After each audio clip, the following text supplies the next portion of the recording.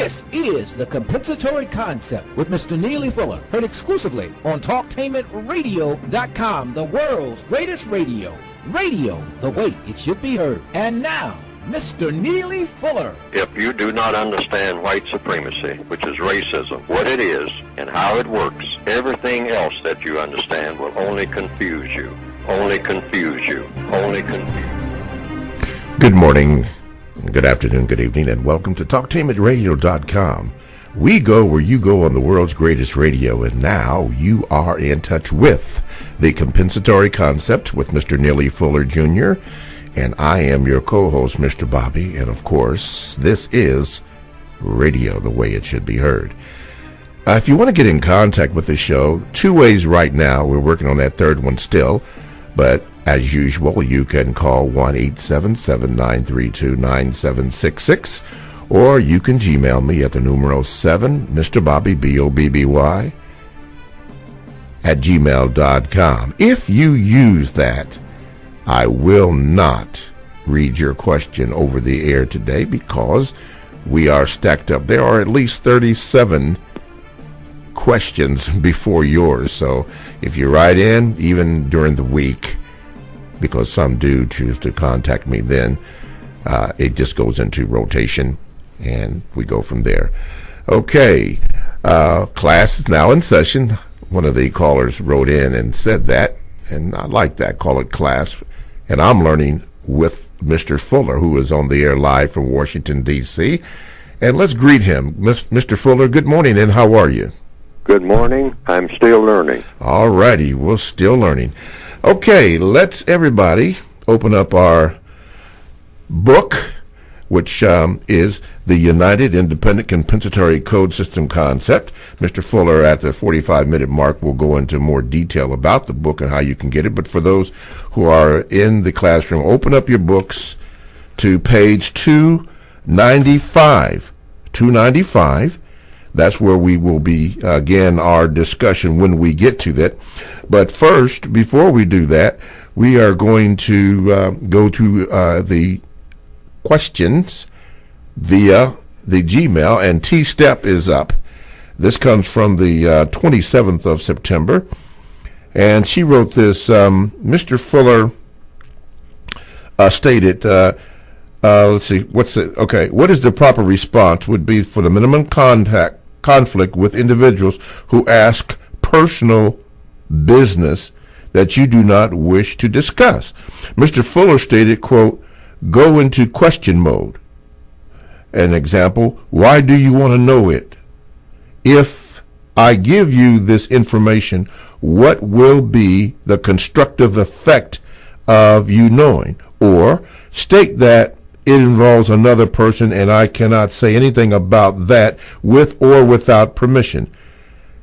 Now, Mr. Fuller, I feel the latter response is effective when an individual questions involve other people, example, a spouse, family member, or children. But I feel going into the question mode still causes conflict because others become defensive sometimes. Is there, Mr. Fuller, another way to respond to questions of a personal nature other than going into question mode that will minimize conflict as well? Thank you, Mr. Fuller. Yes, well, you can use the statement that you just made, and you can just simply state without going into a question mode, asking the person, why do you want to know, and what the constructive result will be. You'll just make the statement rather than ask a question. See, that everything about codification is what selection to make for what circumstance. Everything is about making a selection. You select what are the best things to possibly say.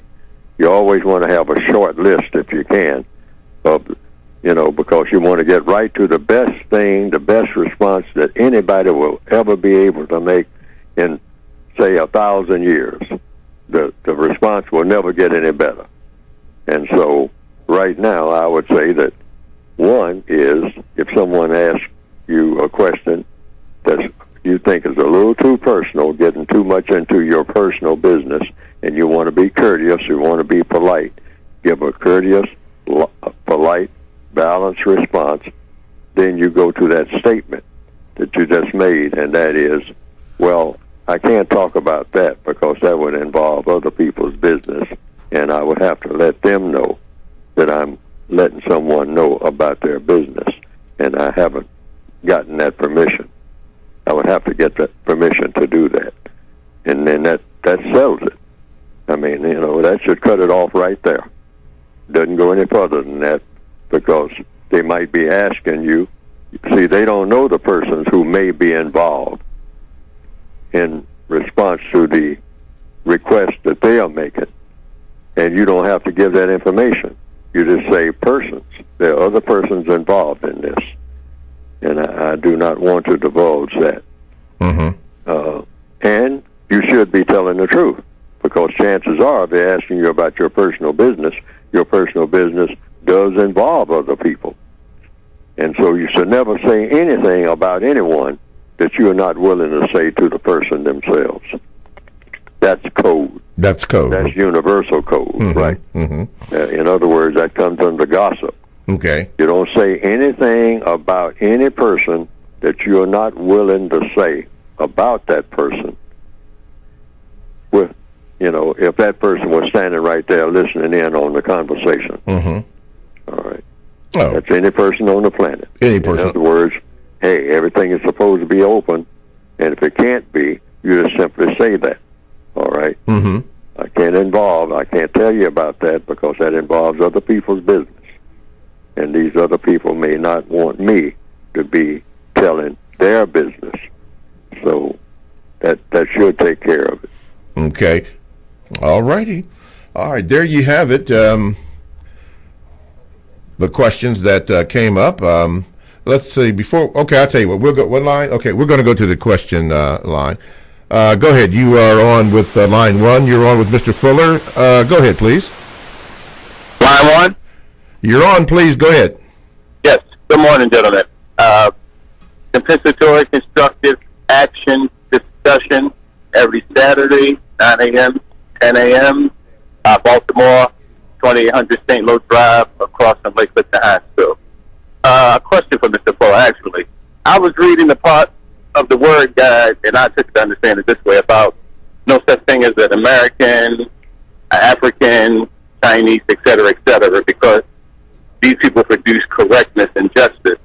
And I took it to understand it this way. If you remove the people from these continents, they are in balance and they are correct. When you add the system of white supremacy and those people who are caught in the system of white supremacy into these places, that's why they are not correct or in balance, and that's why you can't use that term. Without the people in these continents or places, they are correct and balanced without the people. And I'll take the answer off there. Thank you. Okay, Mr. Fuller, you want to respond? Was there a question there? Oh, okay. Well, then we'll just put that under. Say it again? We'll just put that under. Did you have a question, or does that need to go under VGQ? I can use VGQ. Okay. All righty. All right. Well, thank you so much for the call. Okay, Mr. Fuller, class, let's go. Page 295. We are in the 8th area of people activity, sex. Let's see here. Mr. Fuller, at the very top of the page, it says here, if you decide to engage in sexual intercourse and or sexual play for the first time with a particular person, before doing so, inform him or her of everything that you expect to be and or insist upon being the absolute result of the sexual intercourse and or sexual play. Inform your chosen mate which of the following statements will apply and ask for an agreement.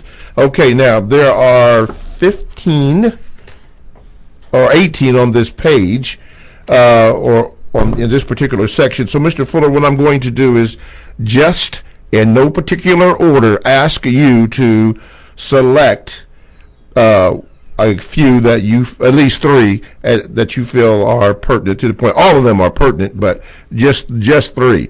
Starting on page 295. Oh, well, I can just start with number 1. Okay.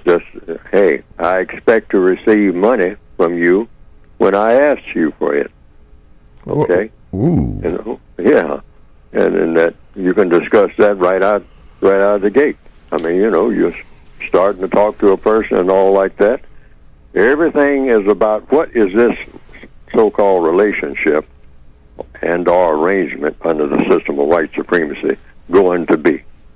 Where is it all going to lead? What is it going to look like, you know, days down the road, weeks down the road, months, years, decades, if anything? But you want to get everything straight right from the first conversation. So there will be what? No what? Confusion. It's confusion that causes problems.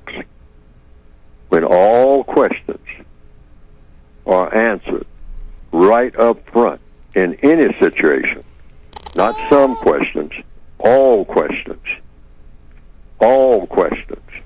and that's in any transaction, any interaction between people, anywhere on the planet, any time of day. If you can get all of the questions you're ever going to ask, answered right from the beginning of any interaction with any person, you got all your answers up front. You won't be asking questions 10 years from now that you didn't ask up front, and now you got, but so many things have happened. People have gotten involved in different ways and all like that, whether it's a business transaction, and all transactions are business, you know, whatever the word business means, okay?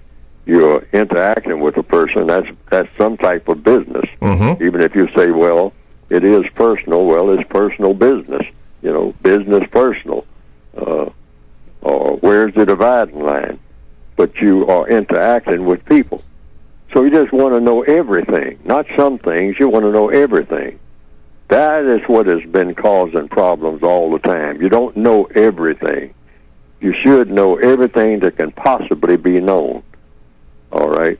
Now, some things can't be known because the person that you're asking the question of, you'll say, well, can you answer this question? And when you ask a question, the person might say, well, I don't have the answer to that question. Well, that's the answer. That is an answer. Saying that you don't have an answer when you don't have an answer is, and it's true, means just that. So then the person has to say, well, if you can't answer that question, now you have to figure out whether or not an answer to that question is so important to the person who is asking the question for them to go forward. Okay. It might not be a question that's all that important. You know, say, well, I didn't really need to know that anyway, but I just asked, you know, because it happened to occur to me. Okay. But it really doesn't matter. So we'll go on to question number 580, all right? Because before you have sexual intercourse with someone, we're talking about hundreds of questions. Yes, sir. That should happen. Should be a part of the, you know, black people's code. See, no blindsiding, nothing hidden before. And now, if you don't feel comfortable enough to answer all of these questions, both parties ask and answer all questions, then you're not comfortable enough to head to the bedroom. That's all that means. It's only when you're comfortable with that person enough to say, hey, I know enough about you and you know enough about me, we're good to go. Okay. But if that bell doesn't ring for both of you, you're not ready. Okay. And that way you do what? Minimize all conflicts before they ever get started. Okay. Two more, please. All right. I'll just go to number 2. Okay. I expect you to help provide me with food, clothing, shelter, and or transportation when I ask you to do so. Now, these are statements that you're making. Yes, sir. All right? And so the person says, well, I'm not going to do all that. I can't promise you that. Well, you know, the person is letting you know that's what that person expects. See, so you don't get blindsided. All right? Okay. Like you see these TV programs sometimes where people go on and say, what type of person are you? What type, you know, they just ask surface questions and whatnot because they're talking about just going on a so-called date, all right, whatever a date means. But I'm talking about the bedroom, because that's when things really get serious. They don't really get serious until you get to the bedroom, until you get to what we call sexual intercourse and our serious sexual play. It's not really serious until it gets that far. Okay. So you want all questions and all answers. No, nothing. These three words should never come up in a so-called relationship. I didn't know. That should never be said, ever, because that's where the problem has been all the time. If you stop and think about it, all so-called relationships, you will hear that sometime or another when things have really gone, what we call gone bad. Things are really a big mess. You will hear somebody say, not necessarily in those three words, but it boils down to those three words, I didn't know. Or if I had known. Or if I had known that, if I had known you were on parole, I never would have got involved with you. You didn't tell me you were on parole. Well, that wasn't discussed, you know. If I had known you had 3 wives and you never divorced none of them. You know, if I had known, I didn't know, you know. Okay. I didn't know that you had 1 wife, you know. I mean, this is a mess. All right. And now you married me. I mean, if I had known this, I never would have talked to you. You know. Yes, sir. You know what I mean? On and on and on. What are the other? I didn't know. What are the other two? The other two, like what? Well, you said there were 3 things that should never come up. It's just that. Okay. It's just that one thing. Okay. No. Okay. Well, then let's go to one more. Then one more before we take a call here. One more question here. Okay. Oh, the statements that you've made. Statement. Okay. I expect you to tell me truthfully the reasons that you intend to engage in sexual intercourse and or sexual play with me. Okay. Now, that should be pretty straightforward. Yes, sir. It shouldn't be difficult at all. I mean, the person says, well, because you look good to me, you know. Well, anything else? Is anything about my personality and all like that? No, I ain't caring about your personality. I don't know anything about your personality. But, you know, you just look good to me physically, and, hey, that's it. Okay. I mean, you know, I mean, and after that, I mean, you know, it depends on how you make me feel while we're doing it and all like that, and whether or not I want to come back. I mean, now you can discuss that. Tell the truth. See, everybody's supposed to be willing to tell each other the truth, because the first falsehood in this interchange, in this talking, the first falsehood that is transpired in what we call black people's code of relationships is a big bell going off. See, if you think that you got to say something that ain't true, then you're not ready anyway. Okay. All right. Okay. You need to just keep talking. Keep and talking. Just say that. Well, I'm tempted to tell you something that ain't true now.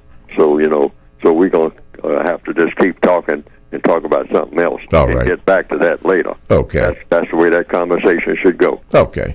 So if you're fixing to force me to lie now, and I ain't going to do that. All righty. You're free not to lie. Okay. Now, these are examples that Mr. Fuller has written, starting on page 295. There are 18 of them. It extends over to 296. And for those of you in class can look at that and see if it's relevant to you and so forth. Okay, let's go here. We are not on Facebook.com/Talktainment right now.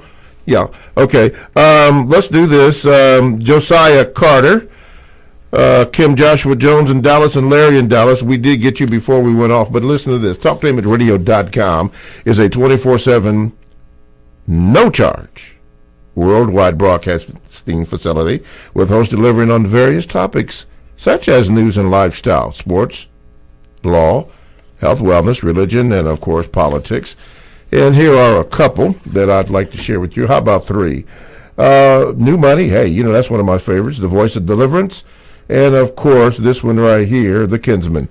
Now, all these shows are exclusive to TalkTainmentRadio.com, and all you have to do is go to the TalkTainmentRadio.com homepage, click on Programs for the scheduled times, and then you can do whatever you need to do. That's from Talktainment Radio That's radio the way it should be heard. My name is Mr. Bobby, and I am the co-host on The Compensatory Concept with Mr. Neely Fuller Jr. You can get in contact with the show by calling 1-877-932-9766 or Gmail me at the numero 7, Mr. Bobby, at gmail.com. Now, the Facebook.com /talktainment. Oh, we are on Facebook. Okay, my screen is not up. I'm sorry. Thank you, Ed. Well, we are on Facebook, but I can't get to the names, but we're going to work on that. But let's go to the phone lines. And line number one. Okay, line number one. You are on. Go ahead, please. Hello. Good morning, Mr. Bobby, Mr. Fuller. This is Brother Muko. I'm in Baltimore, where we hold the compensatory constructive action discussion on St. Louis Drive every Saturday, 9 a.m., 10 a.m., every Saturday, right under the dome across the street from Lake Clifton High School. And I kind of have a two-part question for Mr. Fuller today. The first part is, and I don't know if I've seen this in the Word Guide or not, in the handbook or not, but one of the questions that two people should ask before intercourse is whether they should be straight on what sex is. Is that agreed, Mr. Fuller? Sure. In other words, there should be an understanding about everything, particularly if you're talking about sexual intercourse. Sexual intercourse is sexual intercourse. Male with female, primarily. And, and what you're doing. You go into bed and, phallus, vagina, that's it. Right. That's basic. Right. Universal, all over the world, the last time I heard. Okay? Right. So that's it. And sexual play is just, what they call fondling, kissing, anything that's short of sexual intercourse itself. That's under sexual play. That term is used throughout the textbook. Sexual intercourse, sexual play. Sexual play is in parentheses, in brackets, because it consists of anything that's short of sexual intercourse, you might say. Mm-hmm. You want to use the word short. All right. Right. And in our discussions, I definitely love how I use your Word Guide as a guide, and I also, we examine other words that are not in the Word Guide. But can you stress on the importance for my care unit in Baltimore, how important it is, and I know you do this every day, and I know you're pretty tired of repeating yourself, but how it is very important to pay attention to thought, speech, and actions, especially when you're using the words. Okay. Why is what now? The words that we use, how we need to really pay attention to the words that we use and ask questions, because the words are tools. But I was just saying, can you express for my care unit in Baltimore how we need to examine all of the words that we use in every area of people activity? Did I clear that up for you a little bit? Yes. Every word means something. And what you want to do, what are words? They're nothing but tools of communication. You want to communicate with someone, not just throw words at people, and people have to walk away. See, you should never walk away from a conversation scratching your head, figuring out, right. I wonder what that meant. A lot of that goes on in classrooms, in schools, where the teachers are going on nonstop, and the students are sitting there looking blank. Well, why are they sitting there looking blank? A teacher should always ask that. You all look like you don't understand what I'm saying. And almost every hand will go up. Now, the teacher's been talking for 15 minutes. And just about every hand. Now, teachers really need to watch that. Professors need to watch that. They know what they're going to say. They know what they're saying. But how much of it is being picked up? And this is very, very, very, very super over-the-top important. That's lecturers, too. Sometimes I look at television and I see people giving economic advice. And, man, they are just moving at like a bullet train. And so at the end of the program, an hour-long program, I say, now, what did I actually learn that I can get up out of this chair and put to use right this minute? You know, and the money starts coming in. And usually I come up with zero. Why? Because the words that the person is using, fiscal this, and then, you know, fiduciary this, and on and on and on and on. They're not communicating. Right. I want to hear it in plain, what you call third grade language, about every step that I can take, that by the end of that week I got money in my pocket that I didn't have at the beginning of the week. Now tell me how to do that. That's what I'm talking about. Don't stand up and tell me about how much you know because you've been to economic school. Right. I want you to be able to transfer what you know to me that will put money in my pocket by the end of the week or the end of the month or the end of the year, whatever time you say. That's right. Otherwise, stop giving economic advice. Okay. Exactly. And I got one last thing, Mr. Fuller. I follow you pretty good, and on Carl Nelson's show at the very, very end, you started to touch on celebration and how that's the sickest thing that any non-white person in the Northwest Hemisphere can do. Can you please elaborate on that? And I'll take that off there. Don't celebrate anything. Educate. In other words, every situation for black people, based on logic now. Why am I saying that? This is logic. We're ridiculed because of what? Black people are usually associated with mass ignorance, mass stupidity. Oh, you don't want to deal with them people, you know. You don't want to even talk to them. I mean, you know, they're ignorant. They're stupid. You can't get nothing out of them that you can use that makes sense. Now, anything that doesn't make sense, they got plenty of that. When you're looking at talking to a black person, associating with a black person, you'll get a ton. You'll get truckloads of everything that makes no sense at all. But if you try to make any sense out of most of them, in most situations, you're just not going to get it because it ain't there. All right? Now, this is a reputation that we have all over the world, truth be told. And I'm saying that can be reversed in a couple of days just by black people themselves saying, you don't get nonsense out of me when you talk to me. I'm not going to sit and talk about nonsense with nobody ever, under any circumstance. Now, if you want to talk nonsense, talk to somebody else. If you just want to sit around and chit-chat about something that's at the kindergarten level, at playtime, not at study time, kindergarten at playtime, that's going nowhere, then talk to someone else. And I'm certainly not celebrating if you don't have anything to say to me that my celebration is education. Don't celebrate, educate.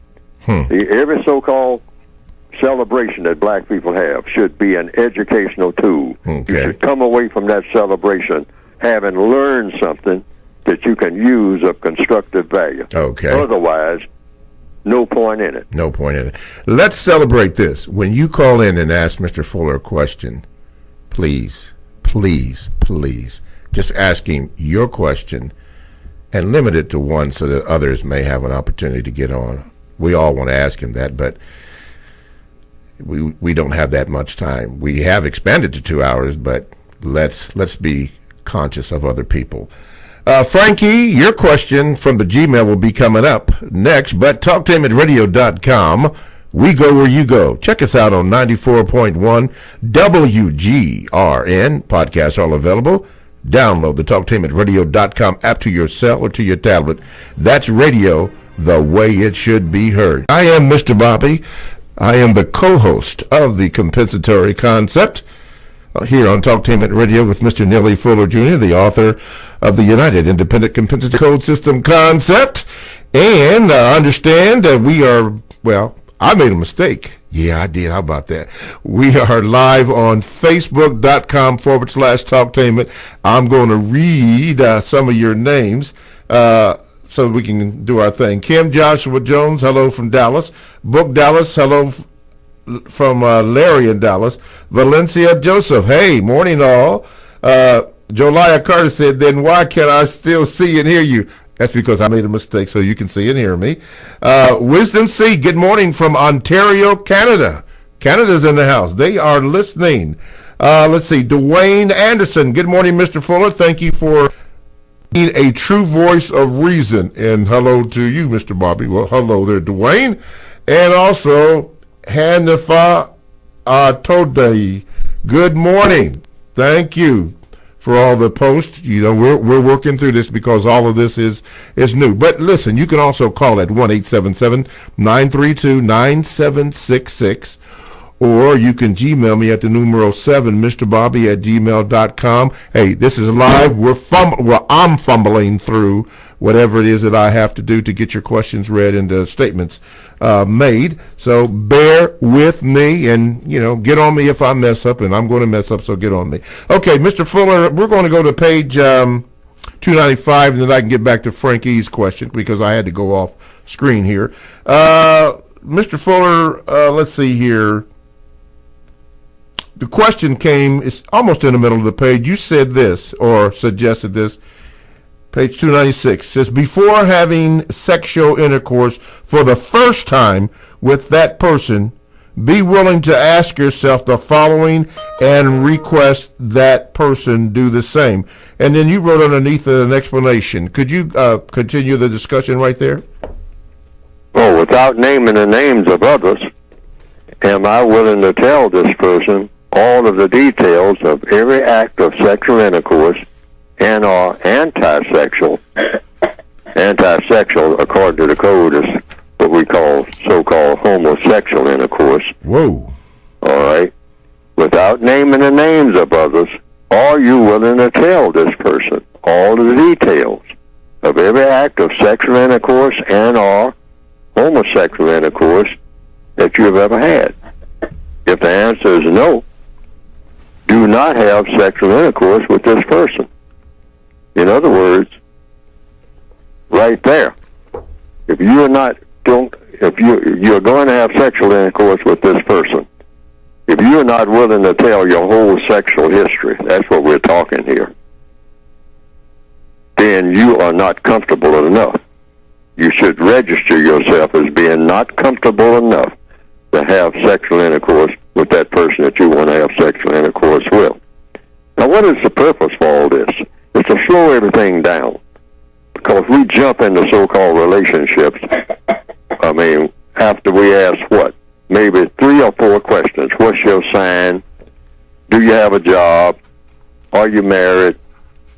Do you have any children? If so, how many? And about the time we get to about maybe 8 questions, that's it. We're good to go. Now, that's maybe be stretched out over a period of a week. You've known this person for a week, or maybe a month. But when you add up the number of questions that you have actually asked and got answers to, they're usually very few, if you stop and think about it. You met this person a month ago, and you are getting interested in each other, you might say, but you haven't had sexual intercourse, all right? But you have gone out and whatnot and seen movies and whatnot. You've talked on the phone a lot. You're texting back and forth and whatnot, et cetera, et cetera, et cetera. Those things. But when you actually add up the number of questions and answers that you have gotten, it comes to usually very few. It should be hundreds, actually. I would say at least 150, maybe, and up to 200. That should be about the minimum. About 150, somewhere between 150 to 200 questions, asked and answered. All kinds of questions and all kinds of answers. Now, if you choose not, you might even write, if you look at the textbook and use that as an example, which is what I recommend, and you say, oh, no, hey, this is absurd. I mean, we don't need to do that. We're grown folks. We are we're this, we're that. I mean, neither Full's textbook. I mean, no, we don't have to do nothing rigid like that. We don't have to do nothing. No. We're civilized people. We can handle it. All right? So you can agree maybe to not ask or answer any questions, or maybe just to use your preliminaries. Yeah. Maybe just 15 questions, and that's it. You're ready to go. But now, here's the code. That's why I say we need a code. If you fail to ask and answer, or if you choose to ask and answer, which you can do. See, nothing in the code is dictatorial. It's just a guideline. Yes. If you choose not to go by the code, and you choose to, you having sexual intercourse, over and over again and all like that, but you have only asked and answered maybe 12 questions in all the time in the 3 years you've been knowing each other. Now, new questions are beginning to come up that you haven't asked before, and it's starting what you call arguments, because most likely that's what's apt to happen when these new questions come up. Now you're getting into that, I didn't know that. Why didn't you tell me that? Well, these things were agreed on that you didn't discuss. So the code says, any questions that you didn't ask and get answers to before you had that first act of sexual intercourse should not be asked and answered afterwards. Period. In other words, that's supposed to slow everything down. People always talking about they've been in this and that relationship. None of them worked out. Oh, woe is me, and all like that. That eliminates. Questions and answers will eliminate all of that. When they are mutual, voluntary, and you're comfortable enough to ask and answer them. Because if you're not comfortable enough to ask and answer all questions, then you shouldn't be comfortable enough to have sexual intercourse. All righty. That will straighten out a whole ocean of black people's problems and what we're always complaining about our relationships. I just can't find nobody that's right for me. You hear this from both male and female, sometimes screaming and yelling. These people are just not no good. These black women ain't no good, and blah, blah, blah, blah, blah.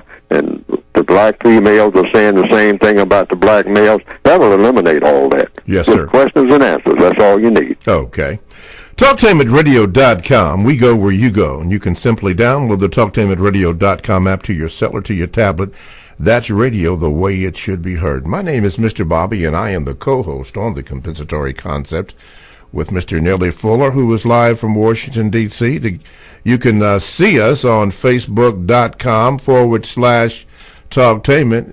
And after I read Frank's East question, I should be able to call your names out and your little comments that you make. But also you can dial 1-877-932-9766. Or you can Gmail me at the numero 7, MrBobby@gmail.com. Okay, Mr. Fuller, at this time, the 45-minute mark, we designate a time for you to speak about your book. And then we'll ask Frank's question. Go ahead, Mr. Fuller. The book is basically questions and answers, and also an overview of what we are all supposed to be about. When I say we, I mean everybody on the planet. And here in 2017. Solving problems. Those two words. Why? Because there's all kinds of confusion out here, and confusion makes for problems, and the people of this planet are not devoted to problem solving, and we're just randomly going around making problems and then whining about the problems that we make. Now, somebody made a big problem a long time ago called the system of white supremacy, and that's what the book is about. That's the number one problem on the planet, according to Neely Fuller's perspective, and I think that if you check at all the different problems throughout the world, that the so-called race problem is the biggest problem. That's the one that makes everybody panic. That's the one that makes people in meetings, when everybody's talking and holding up their hand and got something to say, you bring up the race issue, then the hands go down. People start looking for a way to find an exit. People want to run away from it. people don't want to deal with it. Why? Because it's the hardest problem. I think a man named Mr. Christopher, I can't remember his last name now. He's a professor, Mr. Christopher Edley. I always like to quote people correctly when I'm using their material. It was something that everybody should do, too, when you're using somebody else's material. Now, I think that if I recall correctly, and I'm paraphrasing maybe, but this came from a professor, Dr. Christopher Edley of some college on the East Coast, and he said, racism is not rocket science. It's harder than rocket science. In other words, hey, when you start talking about how to solve the race problem, you are talking about a real problem. That's why many people stumble and fumble. I don't care what kind of professors they are and whatnot when it comes to talk about solutions. Now, when we talk about the problem, we're real good at that. Everybody does that in every barbershop, you know. I mean, at every meeting, we've been doing that for centuries. You know, we got the problem down in detail. I mean, what is this problem, you know, and all the details of it, how it affects people. But this is what the books are about. Solutions. Problem solving. How do you go about it? This morning we've been talking about the 8th area of activity, sex. How do you settle that? That's a problem. Sexual problems are huge all over this planet. So how do you solve these problems? Through all problem-solving mechanisms. What is that? Questions and answers.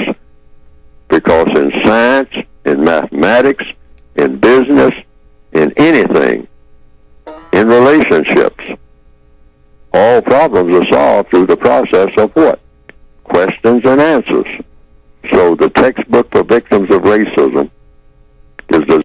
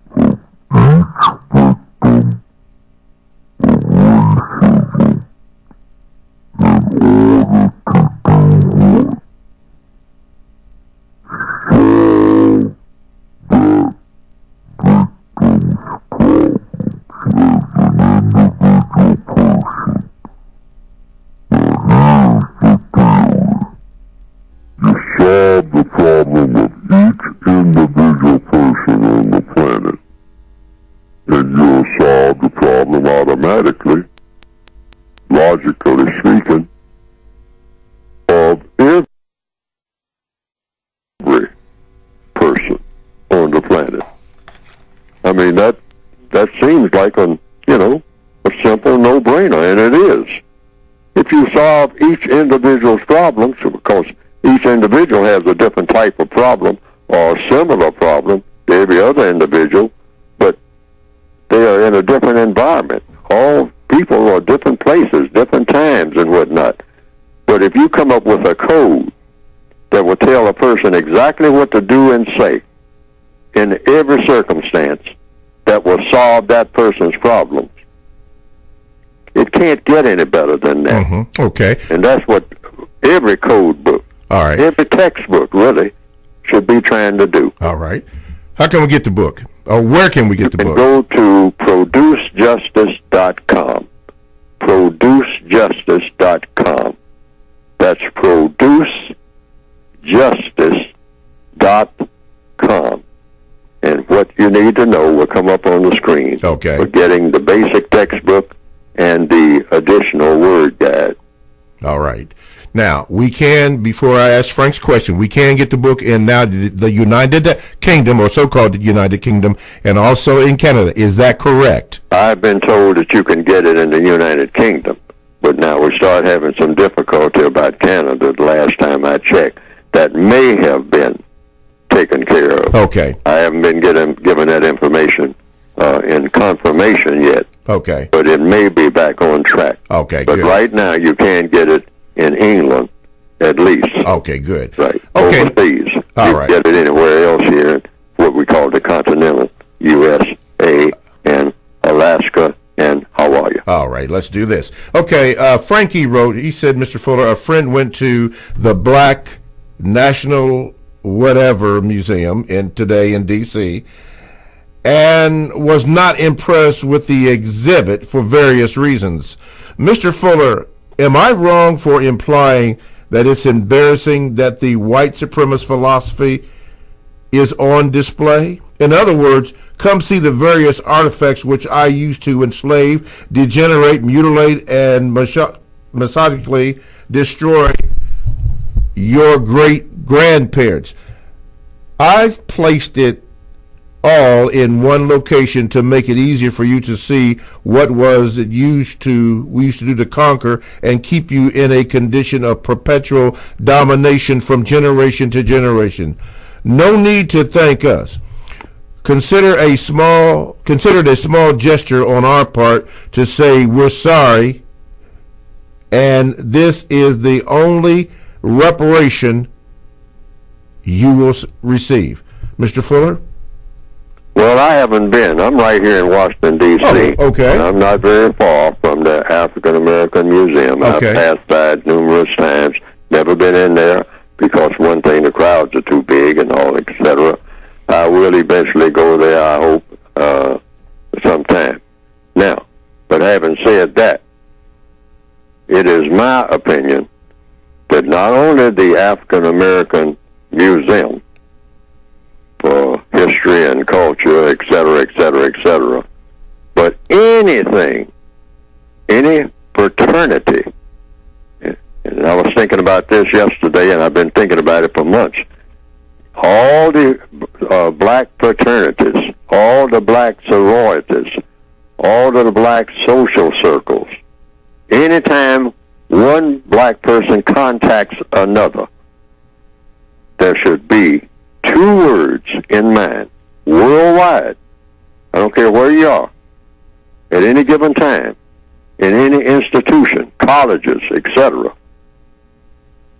Two words, just two. Problem solving. Mm-hmm. And I'm saying that entire museum, and they can do it no matter how they started out. Now, you know, there'll be people who will criticize the artifacts and all like that. Well, they got the artifacts there and all like that, etc., whatever they have in that museum. But the museum itself, the people who run the museum should, and this would be what I would say to anybody that I talk to associated with it, if I was talking to them right now, and I hope I am, they should think in terms of this massive building be about two words. Hey, we're going to solve every problem that everybody or anybody ever even thought about having. That's what we are going to concentrate on. Those two words. Nothing outside of that. If it's not about problem solving, we are not interested. We have no interest at all. If you point to an artifact, if you point to the slave ships, if you point to a book that's in here, if you point to a statue that's in here, the question should be in your mind, what does this have to do with problem solving? Because of what? The world is full of problems right now. Young people and old people, elderly people, people in between and whatnot, everywhere on the planet. People are dying, falling in the ocean, with their babies in their arms, trying to get from one place to another in order to do what? Solve their problems. So therefore, it's logical that everybody on this planet should wake up and go to bed at night with just those two words in mind, problem solving. And anytime somebody starts talking to you, at some point you should say, wait a minute, what does this have to do with problem solving? What does this have to do with solving some type of problem? Because we got tons of problems. Yes, sir. We are drowning in problems. And everybody's walking around talking about la-di-da and this and that and all like that. Is it connected with problem solving? Well, if you're black and you're on this planet, you shouldn't want to hear it if it's not connected with problem solving. Okay. I mean, that should just be, automatic. I mean, you're not even thinking about anything else. I mean, in any area of activity, economics, education, entertainment, labor, law, politics, religion, sex, and war, you should stand up and say, wait a minute, hold everything, before we get too far down the road wasting time like we usually do. What does this have to do with solving what problem? Is there a connection? And show me the connection. Because if you can't show me the connection between this and solving a problem, I'm out of here. Period. I'm about problem solving. Yes, and sir. everybody that I contact should be about it too. Okay. And boy, if we just take that philosophy right this minute, I mean, this problem solving, just put that in your head and look around at everything going on around you. Look out the window, walk down the street and say, what problems does this solve? Look at what people are doing. Is this solving a problem or making one? All right? And that's another thing that's in the code book. Solve problems without making any. Okay? And that's all. If we just concentrate on those two words alone, you got it all. You got it all. And we can transform an entire people. I mean, at the end of this week, we will be a different people altogether. Okay. Just from taking that stand. I'm not about anything except problem solving. And I don't even want to be around people who are not about problem solving. Who are not about it, yes, sir. Right. Okay, let's see here. From the Facebook.com/Talktainment line, we have Nikhil Younglove. Says, good morning, Mr. Fuller, Mr. Bobby. Julian Grant said this, Mr. Fuller. He calls you Dr. Fuller. Good morning, and much love from your UK, United Kingdom family. I call you Doctor. Now, this is Julian, not me. I call you Doctor as I recognize you are a master psychologist, as your work has influenced many people who hold qualifications in psychology and psychiatry, such as our beloved Dr. Francis Cress Welsing, Dr. Amos Wilson, and many, many more. We thank you, Mr. Fuller, for your work in the worldwide African non-white community. He wrote that all the way from the United Kingdom. And Nikhil Young checking in from Texas. So we've got a big, strong Texas connection. Thank you, Texas, here. For our remaining minutes, Mr. Fuller, you wrote on the last line on page 296, before engaging in sexual intercourse and or sexual play, make certain that the answer to the following basic questions is yes. What are those questions, quickly? Is the person non-white? Before engaging in sexual intercourse and or sexual play, make certain that the answer to the following basic question is yes. Now, why is this? A lot of people say, well, how come you can't have sexual intercourse with white people during the existence of white supremacy? It's because it's in the system of white supremacy. And it's because prisoners of war, which is what every non-white person is in the system of white supremacy, should not be having sexual intercourse with the warden of the prison, particularly when the warden is a part of the prison system and the prison system shouldn't exist. You eliminate that system and get a system of justice. All right. Then sexual intercourse between white and non-white is legitimate. Okay. Up until then, it's an illegitimate exercise that put on white at a disadvantage. That's the answer. Thanks for listening. It puts a non-white person at a disadvantage. Okay. Thanks for listening to the first hour. We'll be back for the second hour of the compensatory concept on TalkTameItRadio.com. Radio the way it should be heard. To the compensatory concept with Mr. Neely Fuller, heard exclusively on TalkTameItRadio.com, the world's greatest radio. The most important question in all racial matters is why. One should always ask it. Radio, the way it should be heard. You've got the power. The world's greatest radio. TalkTameItRadio.com. Talktainment Radio, worldwide sound. Talktainmentradio.com. We give you a reason to come. The world's greatest radio. We give you a reason to stay. Radio, the way it should be heard. You got the power. The views and opinions expressed are those of the host and guest and not necessarily those of TalkTameItRadio.com, the management, the staff, or K&E World Network, LLC. Live call-in talk show. Dial 1-877-932-9766 and join the conversation here on TalkTameItRadio.com. This is the compensatory concept with Mr. Neely Fuller, heard exclusively on TalkTameItRadio.com, the world's greatest radio. Radio, the way it should be heard. And now, Mr. Neely Fuller. If you do not understand white supremacy, which is racism, what it is and how it works, everything else that you understand will only confuse you. Only confuse you. Only confuse you.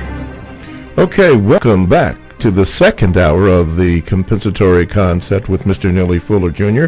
This is TalkTameItRadio.com. We go where you go on the world's greatest radio. You are in touch with the compensatory concept, and I am your co-host, Mr. Bobby, and this is Radio the Way It Should Be Heard. To get in contact with the show, you can do so by calling 1-877-932-9766.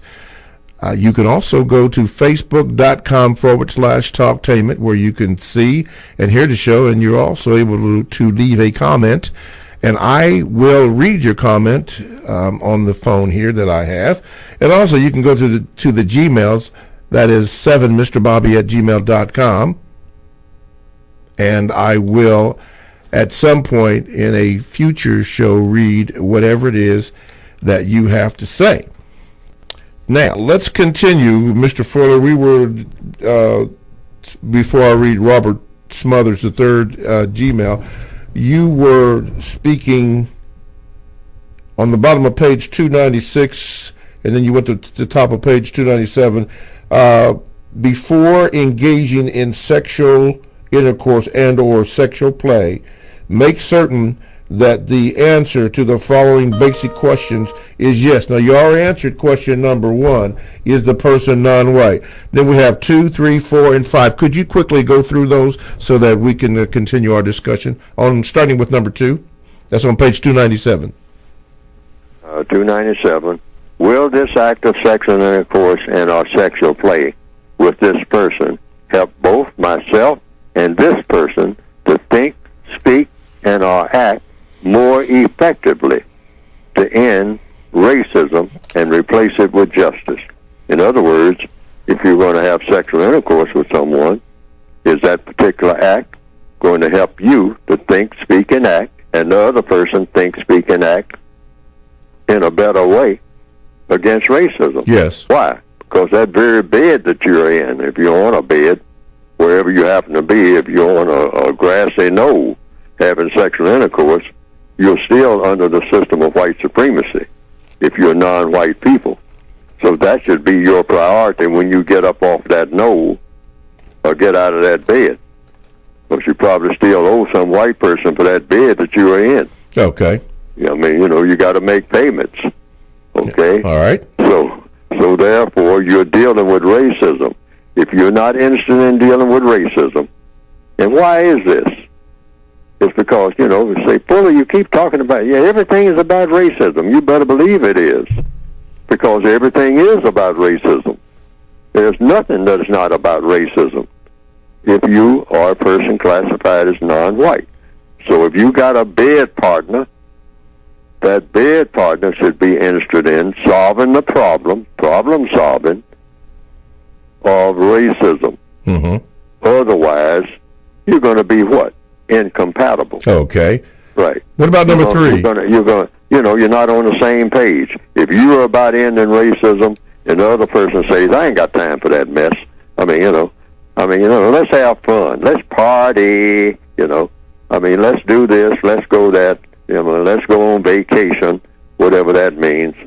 No, you're not on the same page. Okay. So whatever person you have in sexual intercourse with, see, you're narrowing your field down now of persons that you have sexual intercourse with, which is what you need to do anyway. Okay. All right? And that is, hey, you got to both be interested in ending the world of racism. Why? Because the world of racism is going to mess up everything that you even plan on doing. Okay. So you might as well think about that now. All right. Let's move on to number 3. And number 3, will this act of sexual intercourse and or sexual play with this person be pleasing to both me and the person? In other words, hey, it's not really sexual intercourse. You're just having a sexual act, but you're not having intercourse, putting the emphasis on that, unless you're both pleased with being with each other sexually. If one person considers it a chore, and sometimes people fake it, and the other person thinks that, hey, they're in heaven, that's incompatible. Yes. And that's not harmonious. We're looking for a world that's built on harmony. That's not harmonious at all. That's artificial. Okay. That's why rape doesn't make sense. That's it, right. It's not mutual. Right. That's absolutely stupid. And any person that forces themselves on anybody, even for economic reasons, that's force. Okay. A female force to feed her children by having to act like she's enjoying sex with somebody when she's not. That should never happen, under no circumstance, ever. And any environment that even breeds that type of mentality should be banished. Okay. Should be gotten rid of. All right, number 4. Number 4, will this act of sexual intercourse and or sexual play with this person be done in a constructive manner that will in no way result in harm to any person who is not a white supremacist? Will this act of sexual intercourse and or sexual play with this person be done in a constructive manner that will in no way result in harm to any person who is not a white supremacist? In other words, that sounds maybe a little complicated and all like that, but it just means that whatever act that you commit sexually should, for the most part, be directly or indirectly contributing to opposition to the system of white supremacy and actually be of harm to the system of white supremacy, because the system of white supremacy needs to be harmed. It's a system that never should have existed, and it's messed up everybody on the planet, white people and black people. Whoever thought of this idea of racism, mistreating people based on color, or mistreating people based on anything? Right. It turned out to be mistreating people based on color is the biggest obstacle to peace on this planet. So everybody should be on board with that, and nobody should be speaking in support of it. Okay. How about this one, number 5? Number 5. Have you and this person told each other everything that each of you has ever done in regards to sexual intercourse, sexual play, and or anti-sexual activity, yes, so-called homosexual or lesbian intercourse, etc.?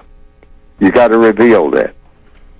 Otherwise, you're not ready to have sexual intercourse for the first time anyway. Okay. All right. And the explanation for all of that. Yeah, I was going to ask you to read that part. According to compensatory logic, that's what all of this that I've said before is based on. The best and correct way to engage in sexual intercourse and our sexual play is to do so after each person has truthfully answered the aforementioned basic questions, just 5 of them, Yes. and is satisfied enough with the answers and with each other to engage in sexual intercourse and or sexual play with each other. Okay? I mean, That explains it. The sexual area of this book, period, is pretty huge. Yes, it's long. All right? But it should be. Why?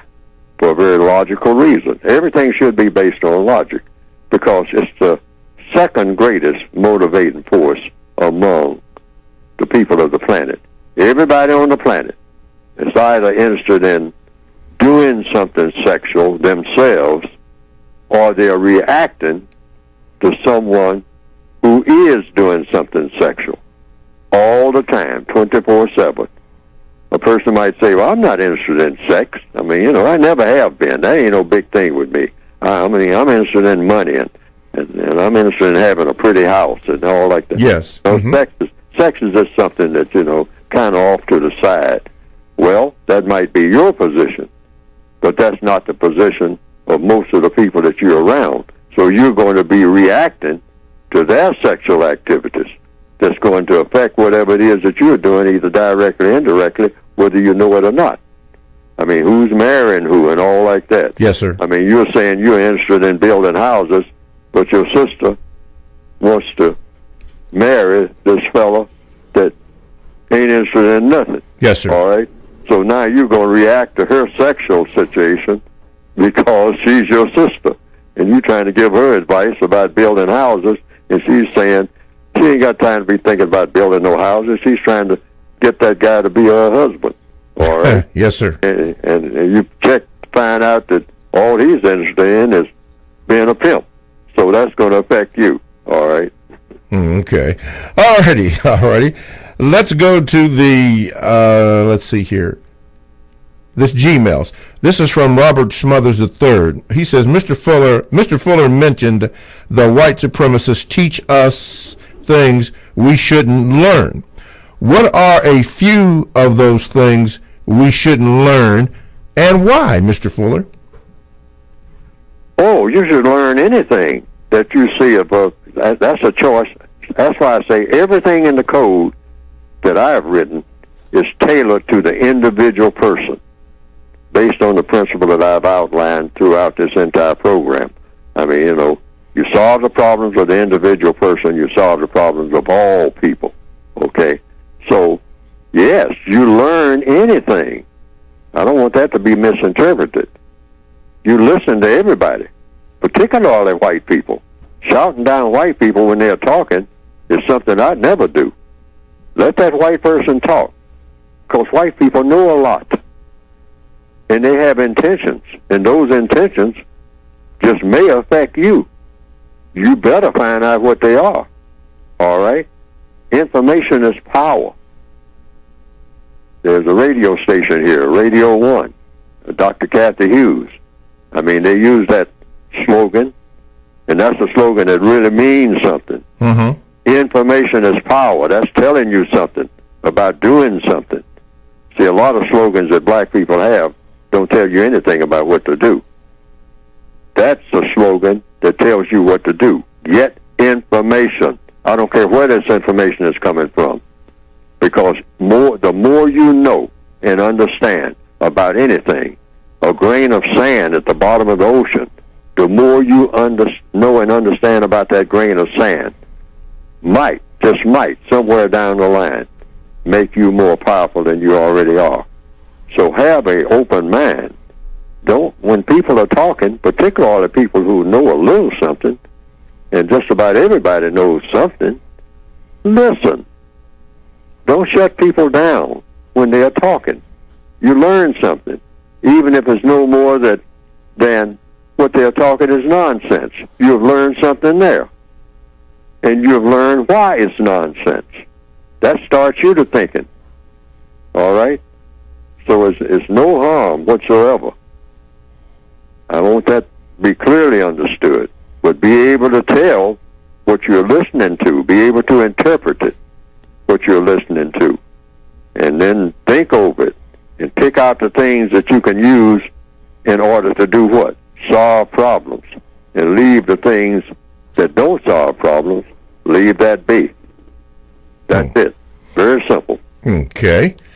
Let's do this. TalkTainmentRadio.com is a 24/7, no-charge worldwide broadcasting facility with hosts delivering on various topics such as news and lifestyle, sports, law, health, wellness, religion, and politics. All right, let me give you 3 of them here. Get the book in front of me. Let's do this. This is Libby with Libby Rand. Good show there. Well, all of them are good. Senior Agenda. Some of you are reaching that age. What, 60 is a new 40? Okay. And Real Men. How about that with Pastor Banks? Now, all these shows are exclusive to TalkTainmentRadio.com. That is radio the way it should be heard. All you have to do is go to the TalkTainmentRadio.com homepage, and there you can click on for the programs.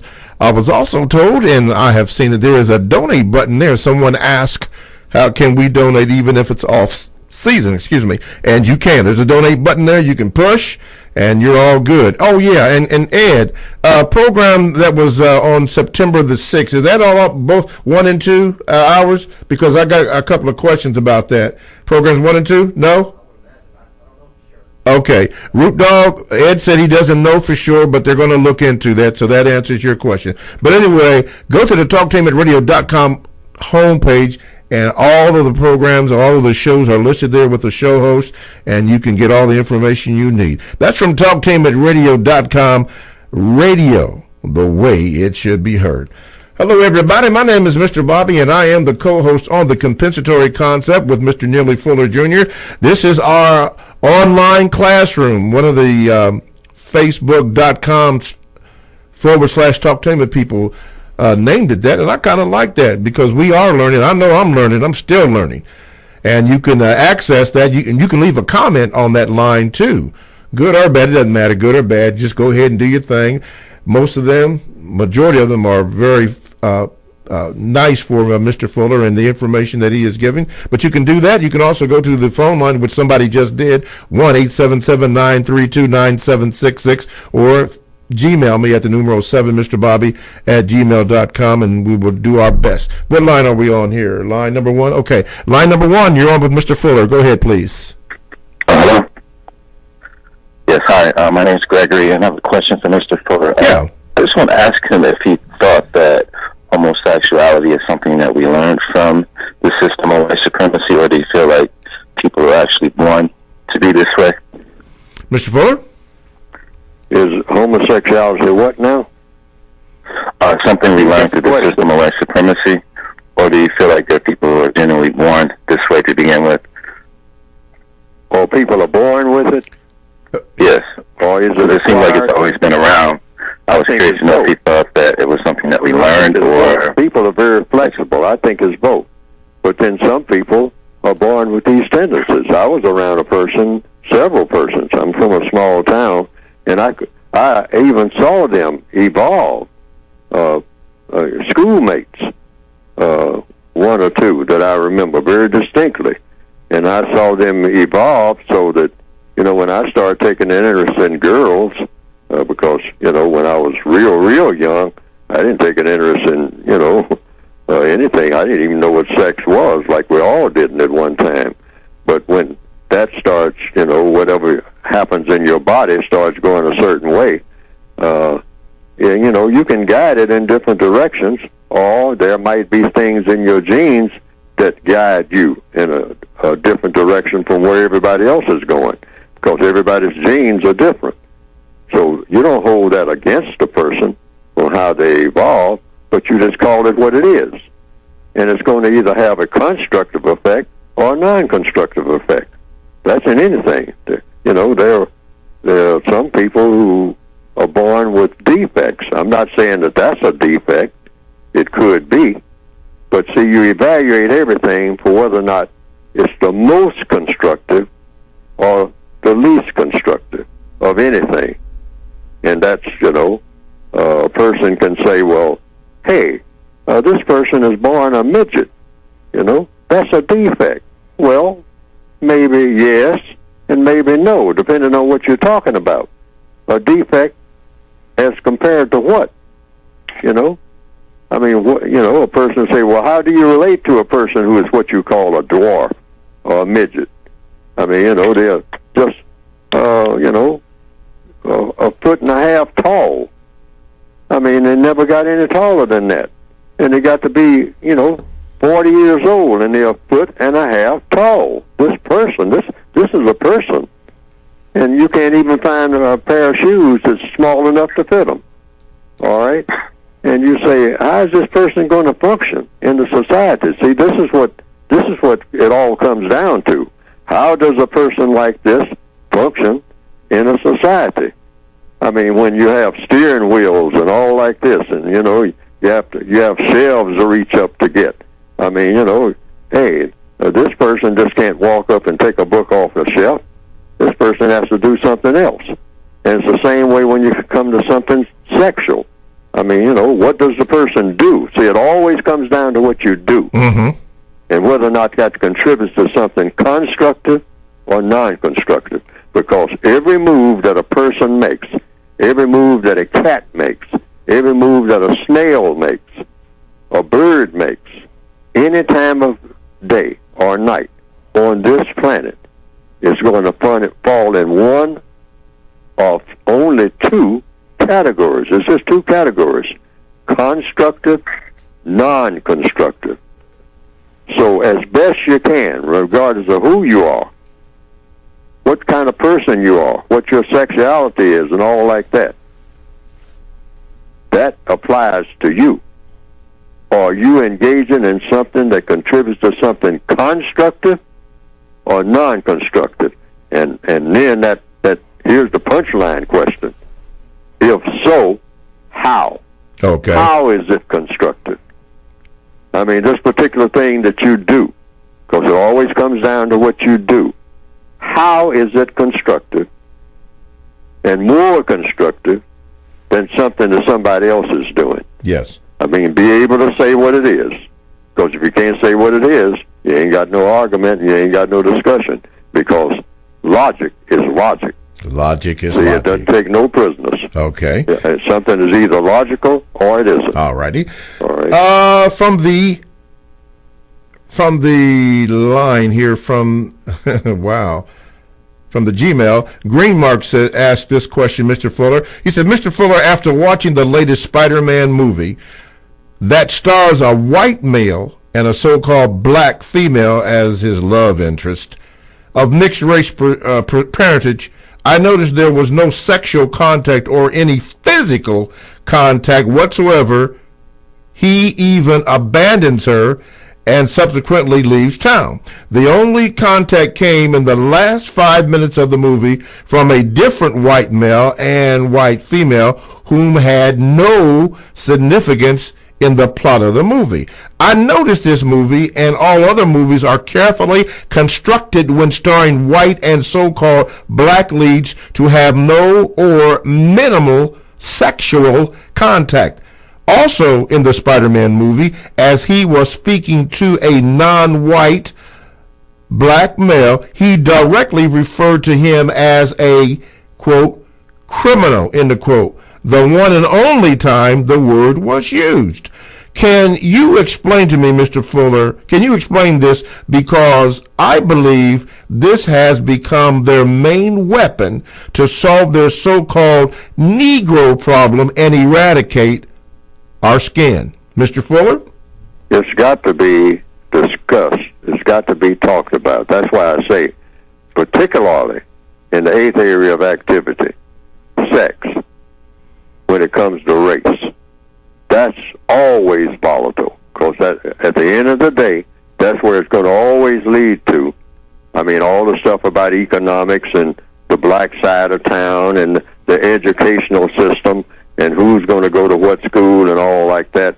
Really, when you boil it all down, it's going to lead to that eighth area of activity. That includes even all the stuff about war and whatnot, and fighting. Yes, sir. And all like that. See, people dance all around it, but it comes down to what's going on in the bedroom between white and non-white. How you going to do it? Because, see, when you keep mixing white with non-white, white people understand, and black people do, even though we don't like to discuss it.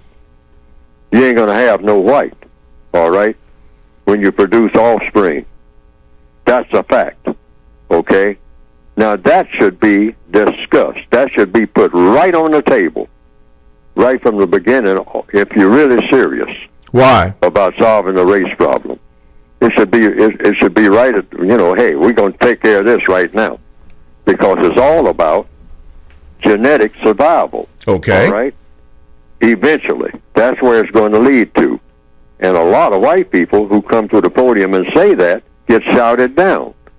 You don't shout it down. You say, okay, how are we going to handle it? Because that's a genetic fact. That is a fact of existence. When you mix white with non-white, you get non-white. I mean, that's how it adds up.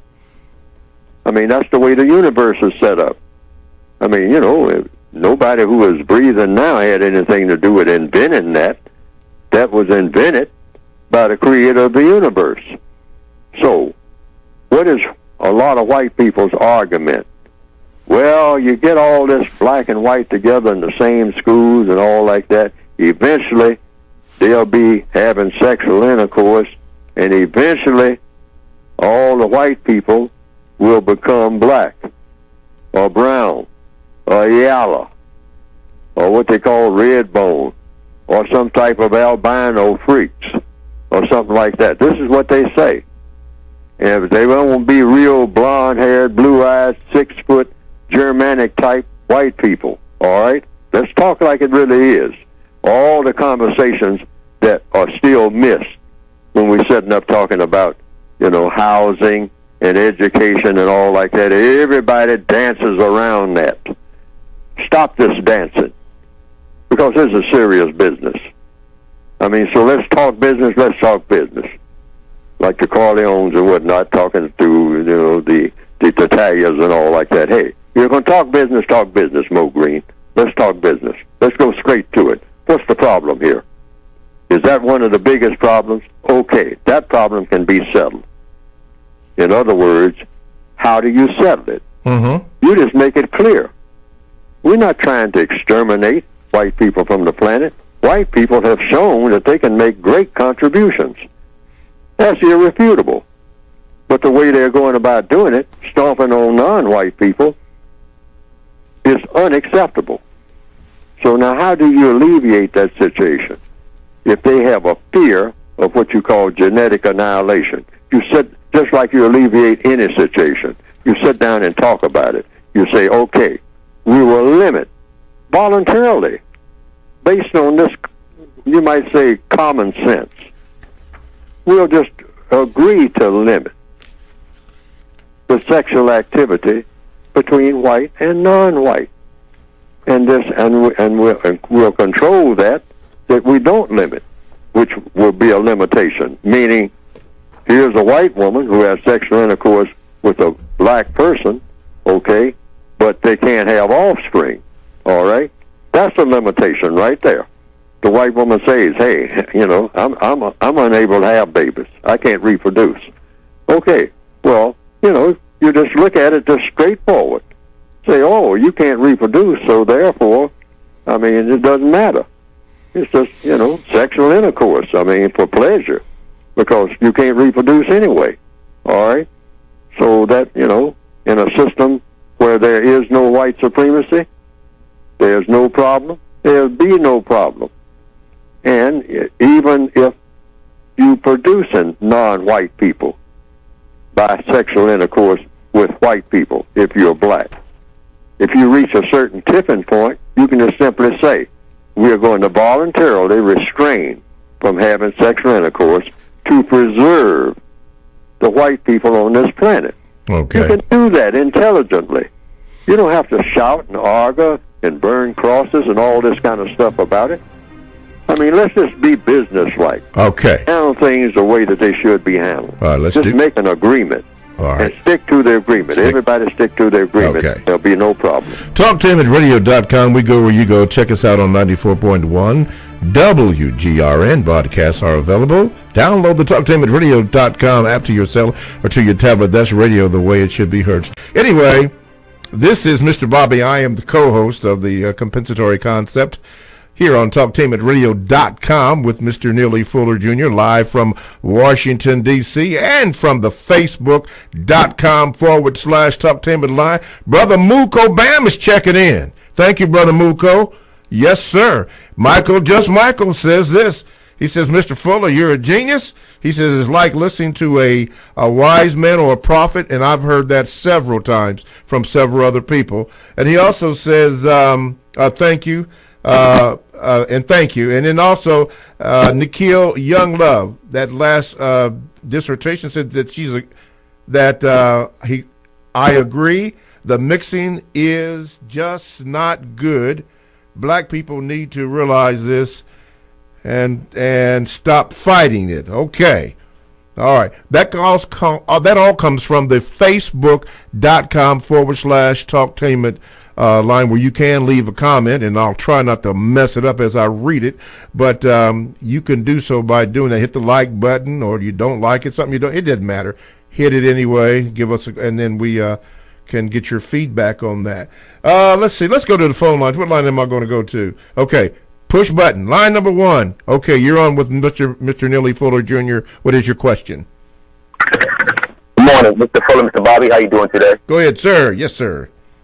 So my question is, first of all, I know some brothers I've been speaking to, and brothers, I mean black males, who are in long-term relationships with white females and even married to white females.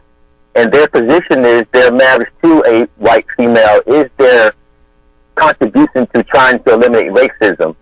So without arguing how they feel about it, my request to Mr. Fuller is, can you give a couple examples of how a black male is at a disadvantage when he is in a long-term relationship or a marriage with a white female? Okay. It's the sexual intercourse. I mean, and it's the position of the people in a system that is illegitimate. It's an illegitimate transaction. Within what context? We are in a system of white supremacy. If there was no such thing as racism, then it would just be, to use a cliche, boy meets girl. So what? Okay, other than the genetic factors of baby producing, all right, and which scares white people, all right. They won't say it. They don't come to the colleges and whatnot and say it. I mean, they dance all around it. Black people should say, wait a minute, what's the problem here? You think that white people are going to disappear?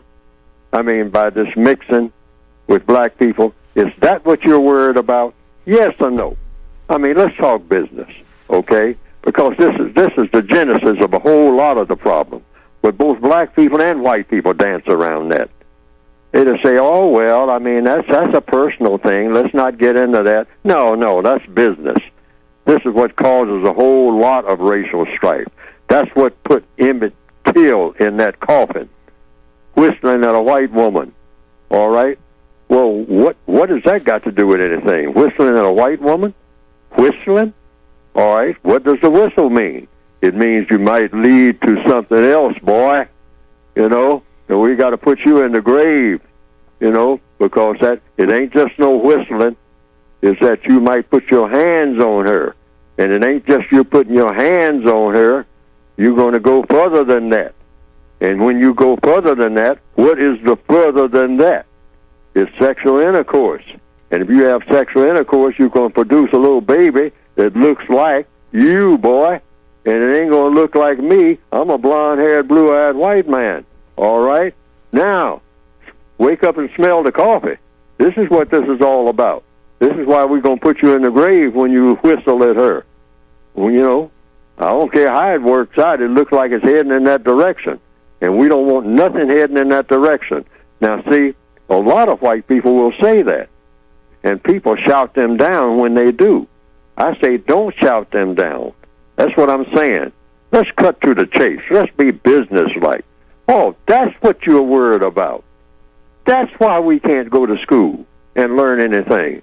because you're afraid that at some point that black football player is going to capture the attention of that majorette over there who's white, 6 foot tall, blonde-haired, blue-eyed, and it ain't going to be no 6 foot tall, blonde-haired, blue-eyed white women no more on this planet if they mix with you, with your black self.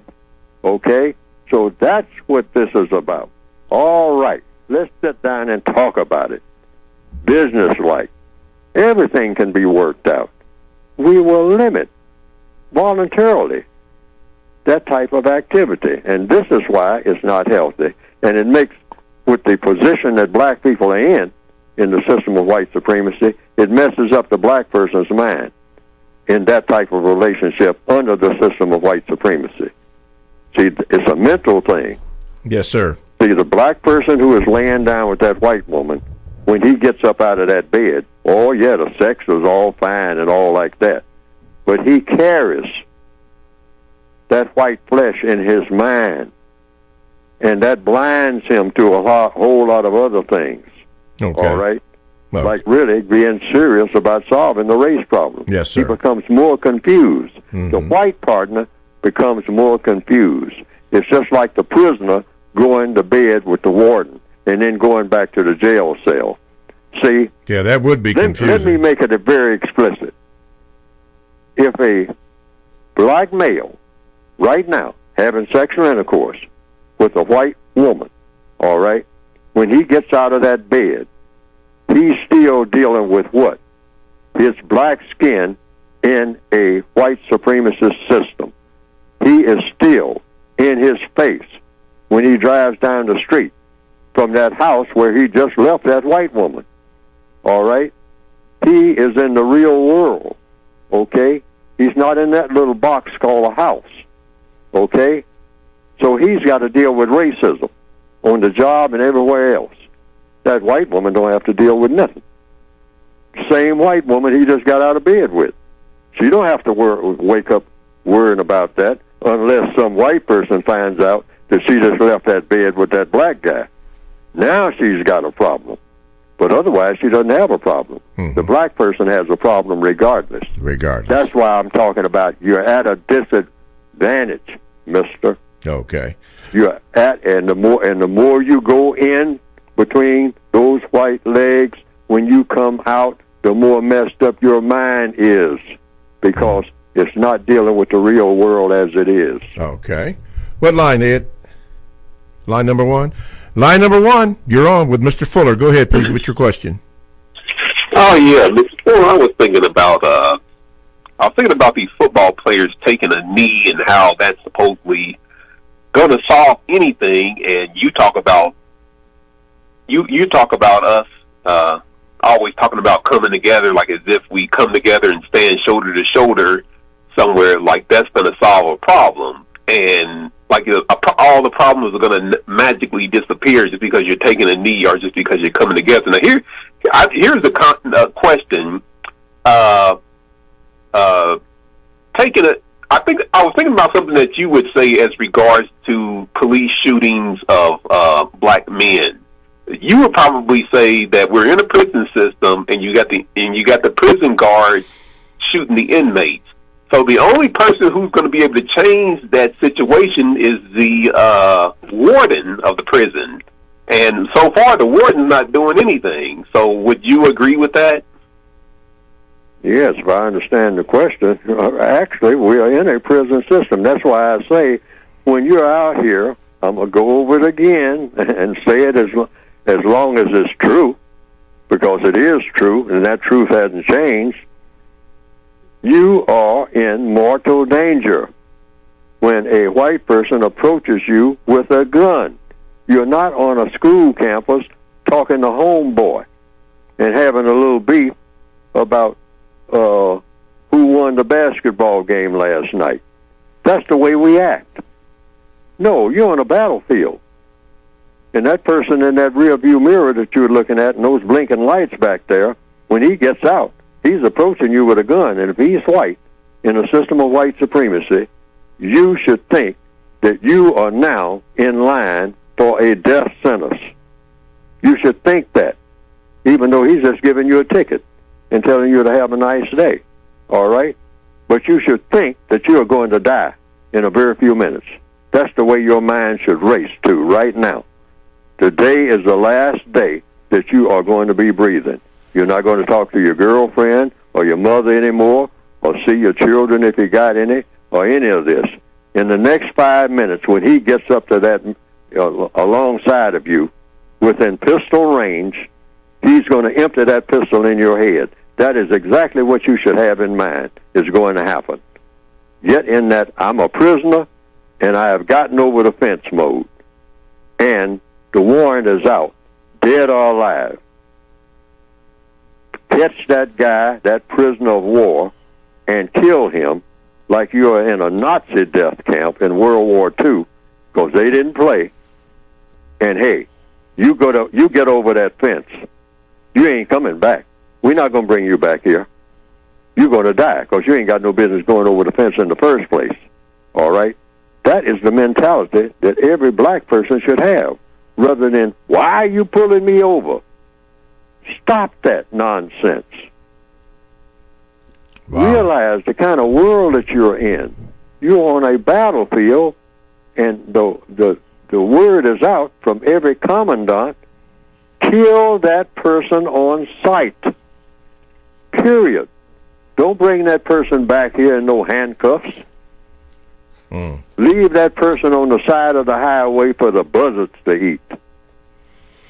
That's exactly what you should be thinking. Don't fuss, don't fight, and don't flee. The 3 F's. That's I keep saying that over and over again. Stop playing.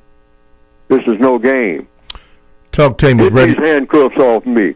I mean, and then we try to see how many MFs we can say in 5 minutes. That's not going to save you.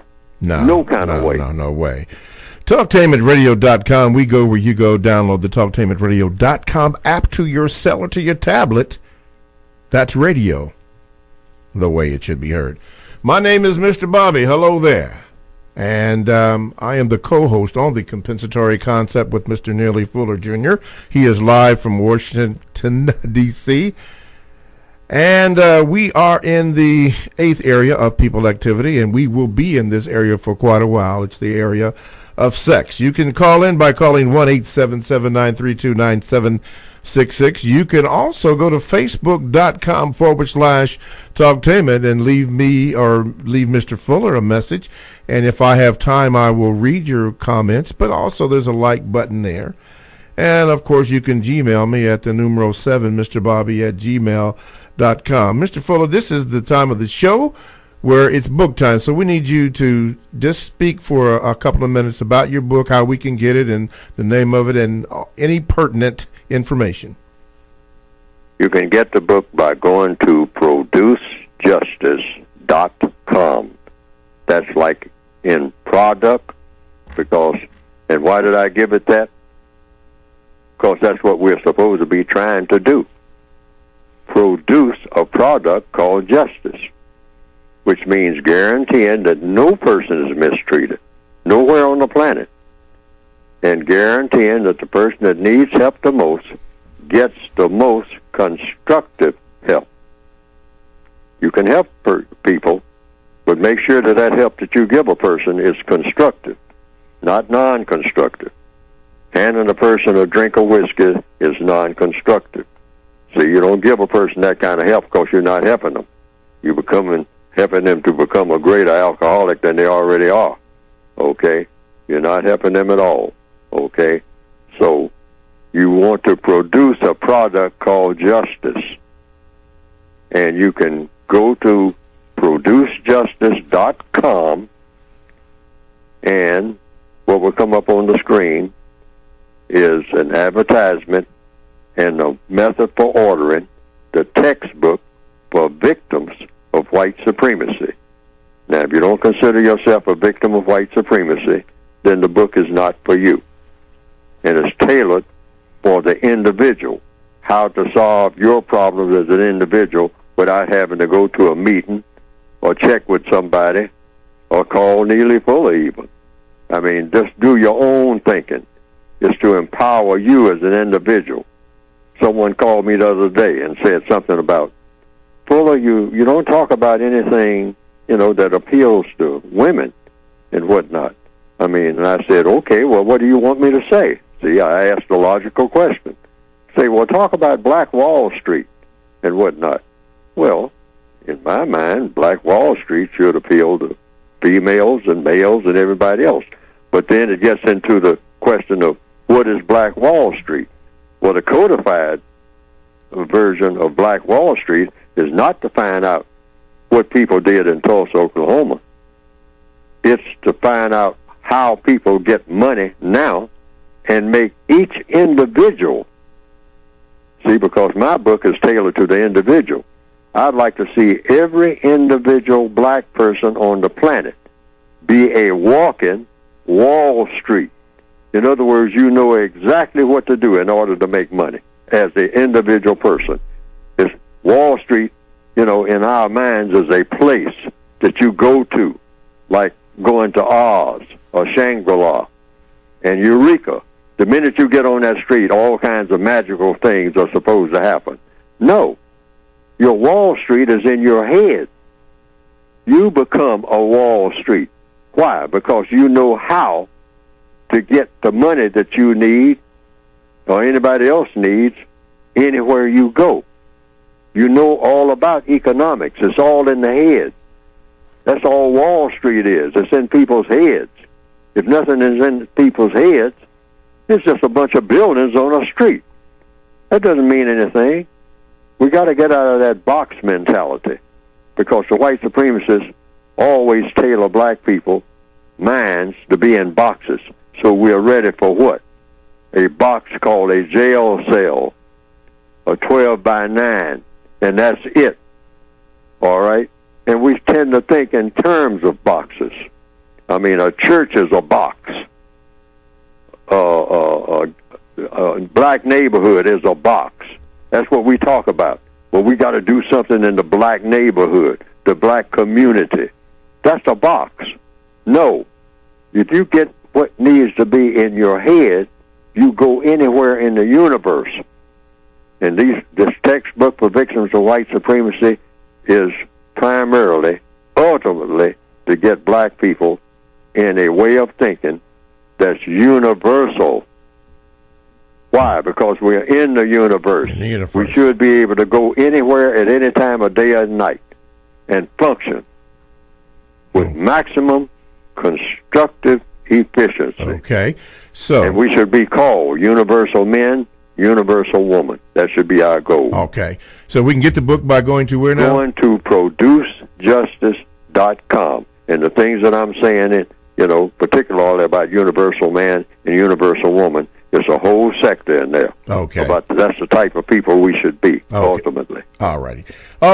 Before we go to the question mode again, class, on page 298, starting at page 298, all the way to page 307, I believe it is. Yeah, let me see here, make sure. 306.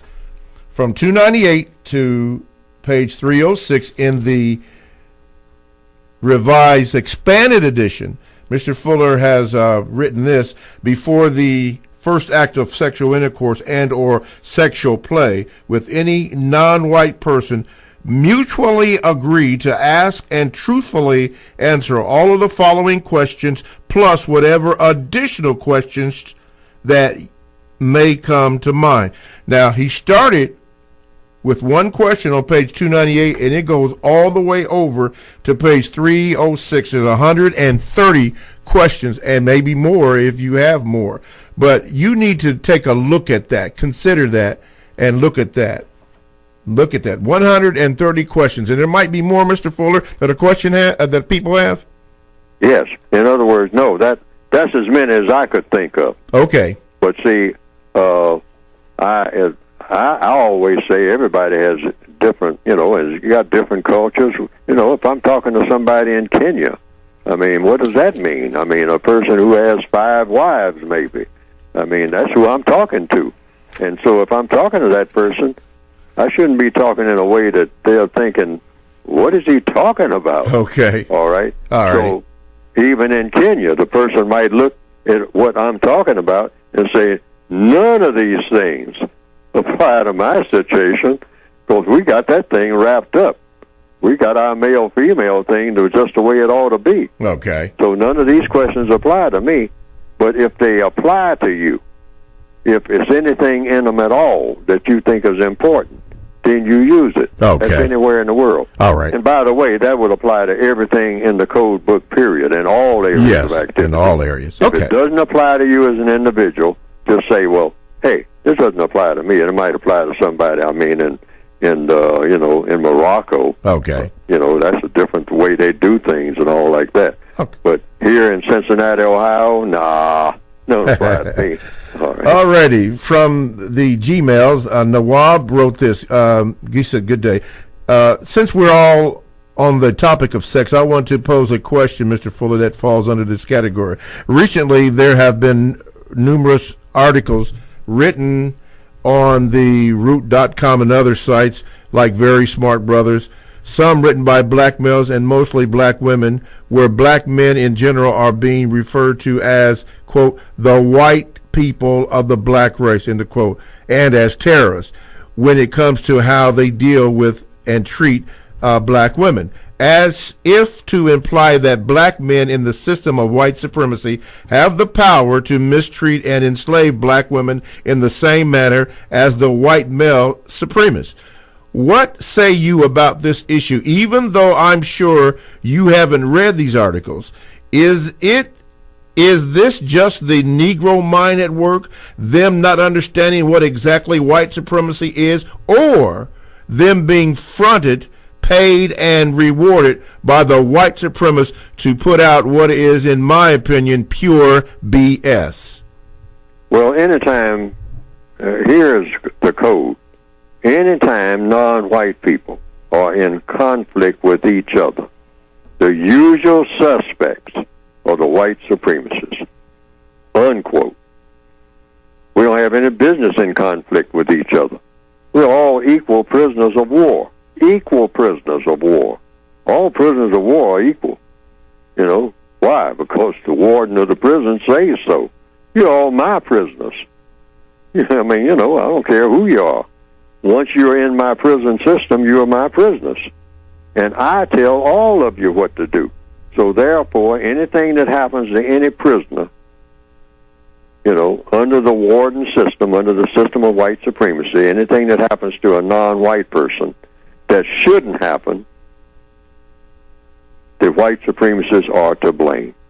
And that includes all of the conflict that goes on between black males and black females, of which there are tons of conflict. But the white supremacists keep throwing gasoline on that fire. Why? Because it causes what? Confusion. And you can control people better when they are confused and in anger and running around in a circle, screaming and yelling and throwing things at each other and killing each other. And that's what the